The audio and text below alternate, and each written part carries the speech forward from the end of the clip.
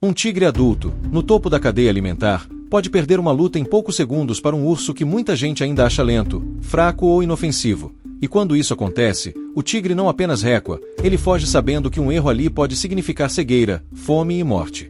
Esse animal existe, vive na Índia, não é uma lenda local nem um exagero de documentário, e entender como ele se tornou capaz de enfrentar um dos predadores mais eficientes do planeta revela algo muito maior do que força bruta, revela o que acontece quando a natureza é comprimida até o limite.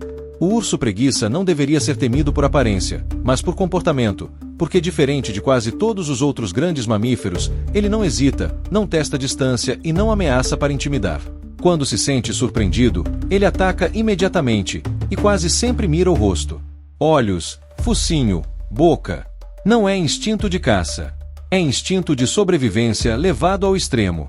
O nome engana, e talvez esse seja o maior erro humano ao lidar com ele. Não existe nada de preguiçoso nesse urso.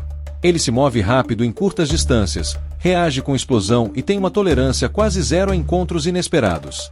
É por isso que, em certas regiões da Índia, estatísticas oficiais mostram que ele está envolvido em mais ataques fatais a humanos do que tigres e leopardos juntos, algo que parece impossível até você entender o contexto em que esses encontros acontecem.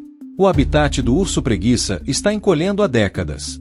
Florestas secas e áreas de arbustos no centro e sul da Índia foram sendo cortadas, fragmentadas e transformadas em estradas, plantações e vilarejos. Em cerca de 40 anos, mais de um terço dessas áreas desapareceu.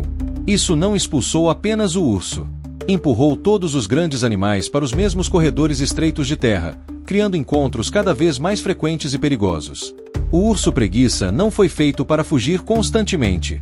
Diferente de outros ursos, ele não depende de velocidade em longas distâncias nem de escalada para escapar. O corpo dele é compacto, pesado e extremamente resistente. As patas dianteiras concentram uma força desproporcional, e nelas estão garras curvas que podem ultrapassar 7 centímetros de comprimento, afiadas não para brigar, mas para rasgar cupinzeiros endurecidos como pedra. O problema é que aquilo que foi moldado para abrir concreto natural funciona ainda melhor contra a carne, olhos e ossos finos do rosto. Quando um tigre tenta impor domínio, o urso não recua. Ele se ergue, avança e ataca frontalmente. Um único golpe pode inutilizar um olho. Para um tigre selvagem, isso é o começo do fim. Um predador que não enxerga perfeitamente não caça, e um tigre que não caça morre. Há registros observados por pesquisadores e guardas florestais de tigres abandonando completamente uma área depois de um confronto com um urso preguiça adulto. Não por medo irracional, mas por aprendizado. O risco simplesmente não compensa. Um ataque mal calculado pode custar a vida inteira. Mas o detalhe que quase ninguém percebe é que o urso preguiça não é agressivo no sentido clássico. Ele não caça grandes animais. A dieta dele é baseada principalmente em cupins, formigas, frutas e mel. O que o torna perigoso não é a intenção, é a reação. Ele foi moldado para responder à ameaça com violência imediata, porque durante milhares de anos, hesitar significava morrer. E é exatamente por isso que os encontros com humanos são tão devastadores. Não acontecem em campo aberto, com aviso ou distância. Acontecem em trilhas estreitas, em lavouras, em bordas de floresta ao amanhecer. Um passo a mais, um som inesperado, e o urso reage antes que o cérebro humano processe o que está acontecendo. As marcas desses encontros são brutais. Ferimentos profundos no rosto, perda de visão, cicatrizes permanentes. Não é um ataque para matar rapidamente. É um ataque para neutralizar, para afastar a ameaça imediatamente. Com o tempo, comunidades inteiras passaram a entender que não estavam lidando com um monstro, mas com um animal encurralado.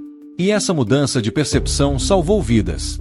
Em vez de tentar eliminar o urso, moradores começaram a observar padrões. Trilhas mais usadas. Horários de atividade.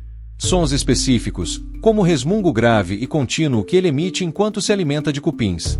Em algumas regiões, simples sistemas de alerta comunitário reduziram drasticamente os ataques. Lanternas à noite. Avisos entre aldeias. Pessoas deixando de circular sozinhas em áreas críticas. Não foi força militar. Foi conhecimento. E aqui a história muda de novo, porque apesar de toda a violência associada a ele, o urso preguiça é essencial para o equilíbrio do ecossistema. Ao controlar populações de insetos, ele protege o solo, as raízes e até a regeneração das florestas. Retirá-lo desse sistema causaria um colapso silencioso que se espalharia por toda a cadeia alimentar. O urso que enfrenta tigres não é um erro da natureza. Ele é uma resposta.